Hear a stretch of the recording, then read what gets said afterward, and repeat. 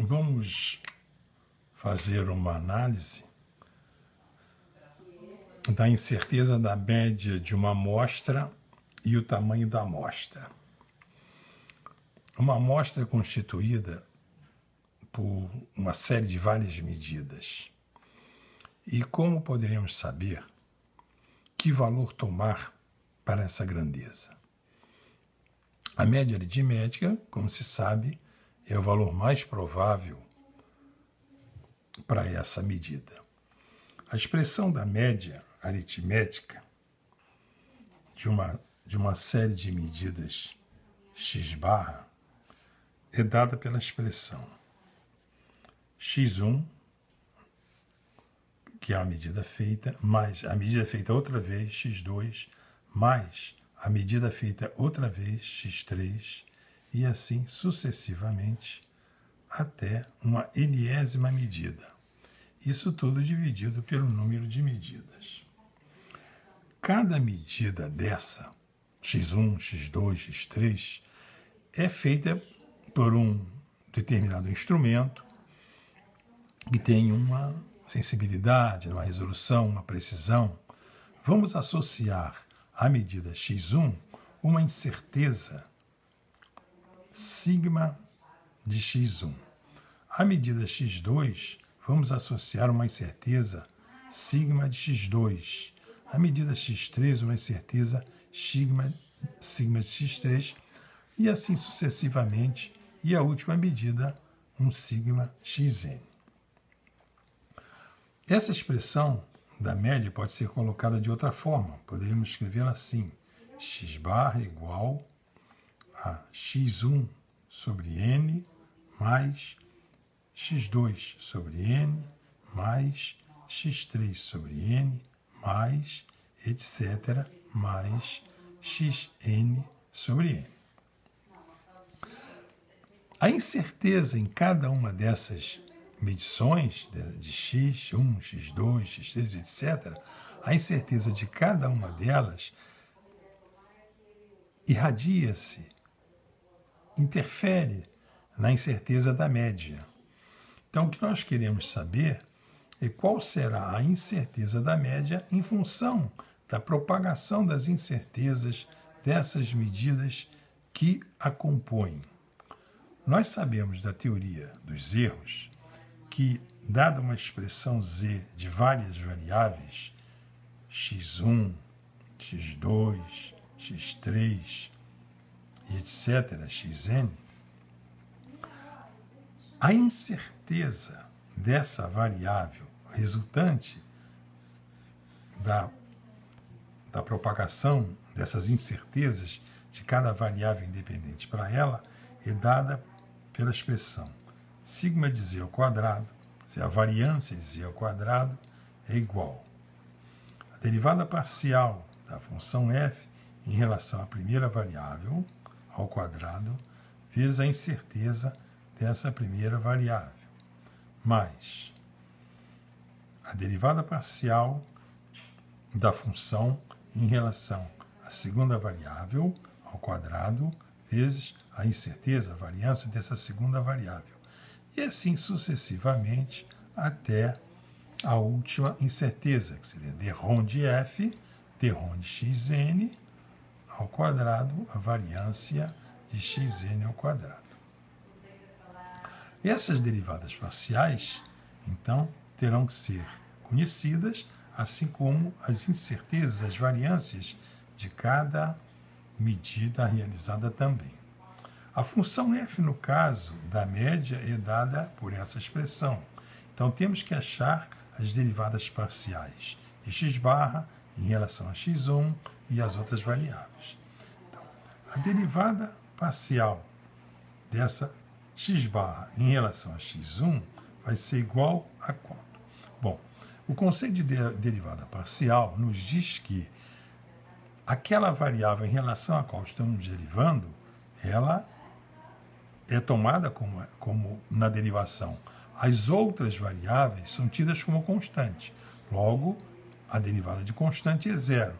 Então, d-ROM de x barra d-ROM de x1 fica sendo só a derivada de x1 sobre m e será então assim. A derivada de x1, de x barra em relação a x1, derivada de x, é 1 pelo conceito de derivada. Isso aqui seria elevado a 1, então seria 1 vezes x1 sobre 1 menos 1, pela regra de derivação de um polinômio. E daria x elevado a 0, que é igual a 1. Então ficaria 1 sobre n. Analogamente, em relação às outras variáveis, derrom de x barra, derrom de x2 seria igual, nesse caso, x1 será constante, x3, etc. A variável será apenas x2. Então, a mesma coisa, a derivada de x2 é 1, então ficaria 1 sobre n. E assim sucessivamente até a última derivada, derrom de x barra, derrom de xn seria igual a 1 sobre n, porque as outras seriam constantes e a derivada dela é igual a 0. A derivada de x1 é igual a 1. Com respeito às incertezas que aparecem aqui na expressão da lei de propagação dos erros, vamos fazer uma hipótese simplificadora aqui no início. Vamos considerar que todas essas grandezas, x1, x2, x3, todos esses elementos da amostra, todos os componentes da amostra, cada um deles foi tomado pelo mesmo operador, usando o mesmo instrumento, usando o mesmo método, as mesmas condições ambientais da medida. Então, em princípio, vamos aceitar que todas oferecem a mesma confiabilidade, todas têm a mesma precisão. Assim, vamos aceitar que o sigma de x1 é igual ao sigma de x2, que é igual ao sigma de x3, que é igual ao sigma de sigma de xn, e genericamente vamos chamar de sigma.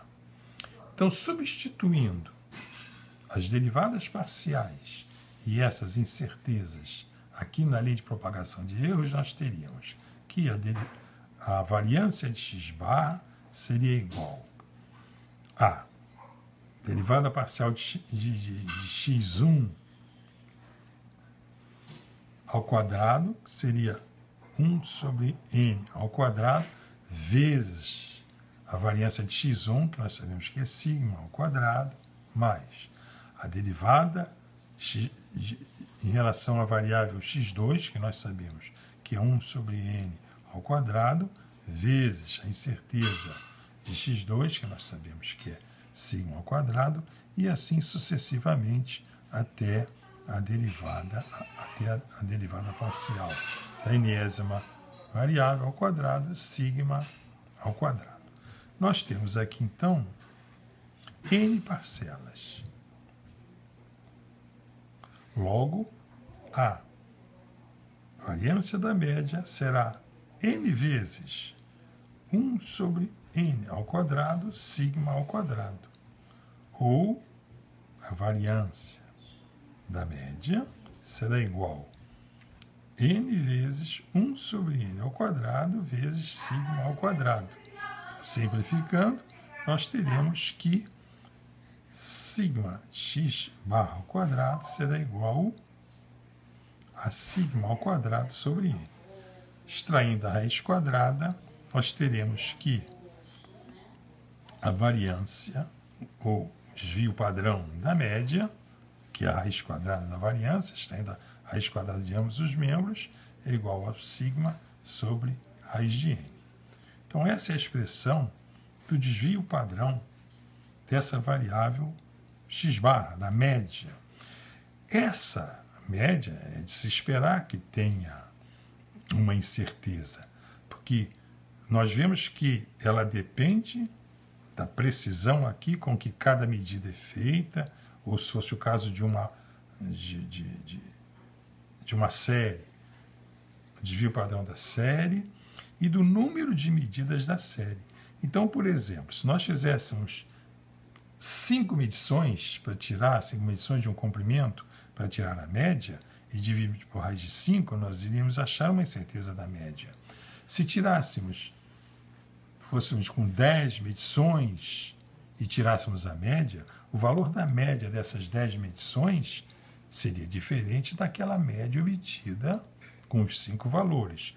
Portanto, nós, embora saibamos que a média é o valor mais provável, mas ela contém um erro, ela contém uma incerteza que depende da precisão dos instrumentos de medida, do desvio padrão da série, se for o caso, e do número de medidas. Para efeitos de análise, vamos fazer um gráfico dessa função do erro da média. Essa função do erro médio da média, sigma x barra é igual a sigma sobre raiz de n, vamos associá-la à seguinte função para fazer o gráfico. Associar y a essa variável, o desvio padrão da média, aqui associado sigma, e associar x a número de observações. Para fazer um gráfico, para simplificar, vamos considerar que o sigma seja igual a 1. Então, essa função terá essa expressão 1 sobre raiz de x. Fazendo o gráfico cartesiano dessa expressão, nós vamos ter a seguinte forma. Quando x tende para zero aqui no denominador, o valor de y tende para infinito. Então, essa função é assintótica ao eixo dos y. E quando quando o número de observações, quando o número de elementos que contém a amostra fica muito grande, quando ele tende para infinito, fica muito grande, o número muito grande no denominador, o y tende para zero. Então, essa função ela também é assintótica ao eixo do x. Vamos substituir alguns valores para termos uma ideia desse comportamento. Vamos considerar que o número de observações, que é igual a x, seja igual a 4. Vou supor que seja aqui o 4.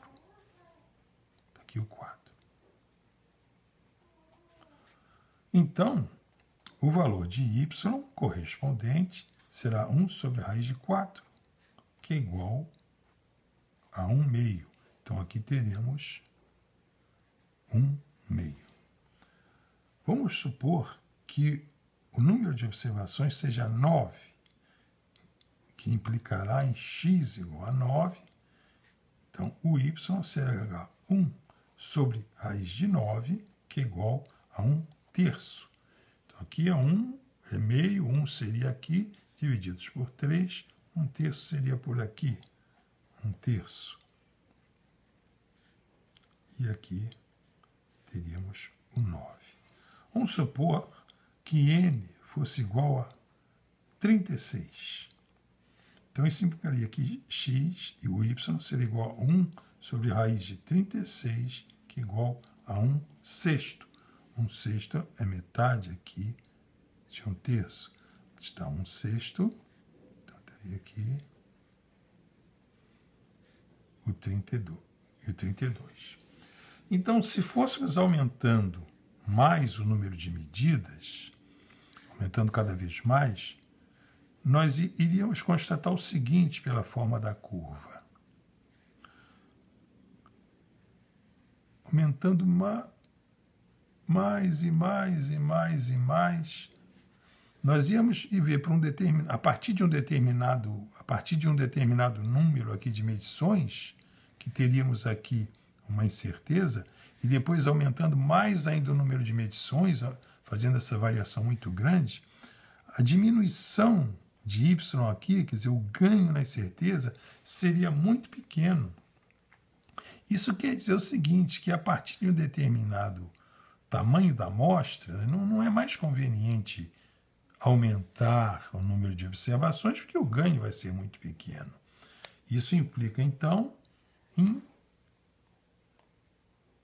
ou escolher um outro instrumento, que aí o sigma aqui seria bem menor, ele seria bem menor, e isso poderia fazer com que o desvio padrão mude, né? A forma da curva mude.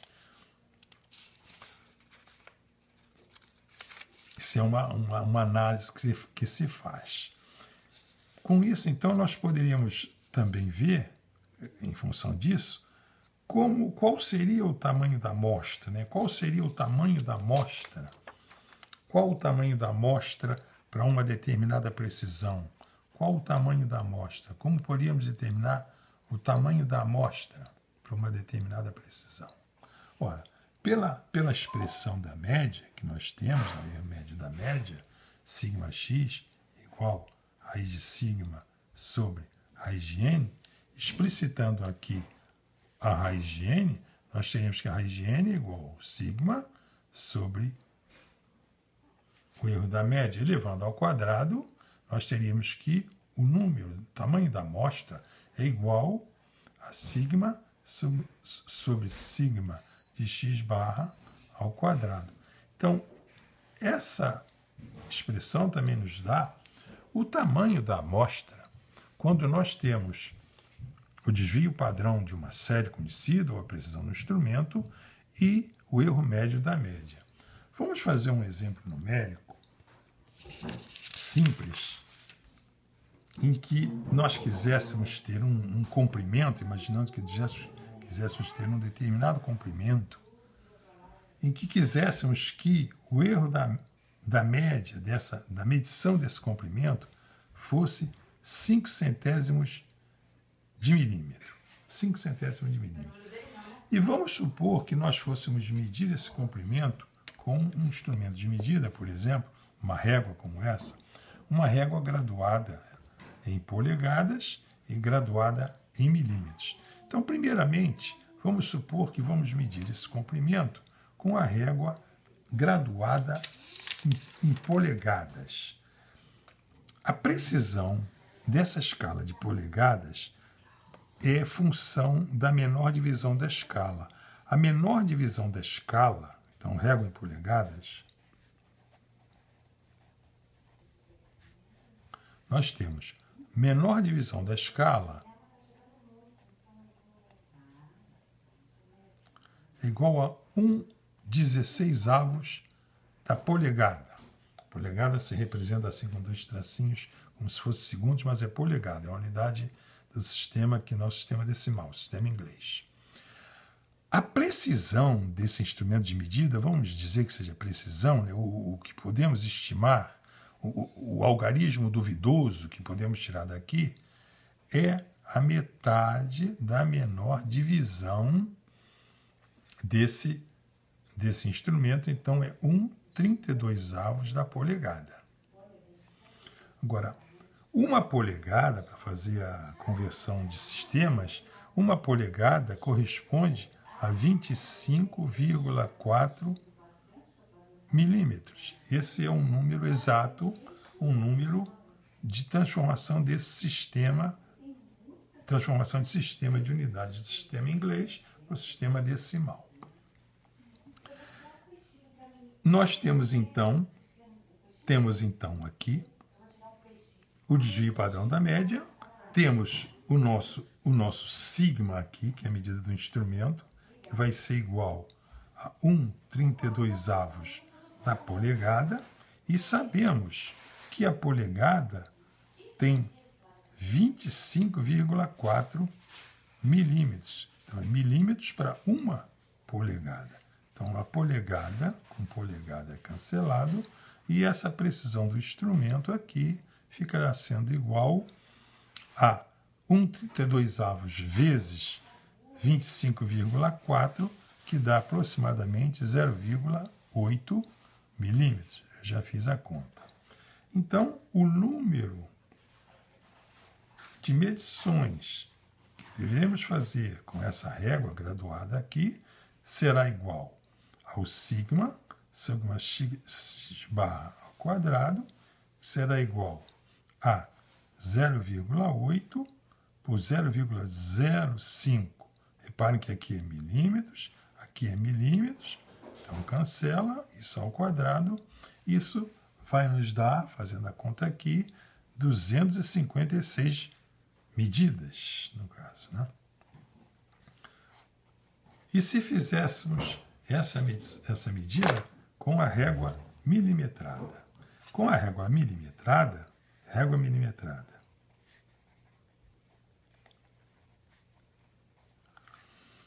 a precisão aqui da régua milimetrada, como ela está graduada de milímetro em milímetro, é 1 milímetro. A estima, no caso a precisão do instrumento, seria a metade da menor divisão da escala, seria meio milímetro. O desvio padrão dessa média do número n de medidas que quiséssemos tomar continua sendo o mesmo, 0,5 milímetros. Qual seria o número de medições a tomar com essa régua graduada em milímetros? Ora, já sabemos então que o n é igual ao sigma de x barra ao quadrado. Então, neste caso, vai ser 0,5 milímetros, 0,05 milímetros ao quadrado. Fazendo essa conta, nós vamos ter 100 medições. Então, reparem que com a régua, com esse instrumento graduado, com essa precisão das polegadas, um operador teria que medir 256 vezes o comprimento para obter o centésimo do milímetro como algarismo significativo. E medindo com a régua graduada em milímetros, ele teria que medir 100 vezes. Agora, seria conveniente? Esse instrumento seria adequado para fazer esse tipo de medição? Talvez não. Ficar alguém medindo 256 vezes ou 100 vezes é muito. Então, essa análise, antes de se fazer a medida, mostra a conveniência, por exemplo, já de se trocar ou não um instrumento de medida. Aqui, no caso, seria necessário usar um outro instrumento, um instrumento que tivesse uma incerteza menor, no caso, um paquímetro, um instrumento de tornar medida. Então, essa análise faz com que a pessoa possa decidir a selecionar um instrumento de medida antes de realizar as medições. Isso é o que tínhamos para dizer até agora, e nas próximas videoaulas vamos fazer outras aplicações para ilustrar melhor.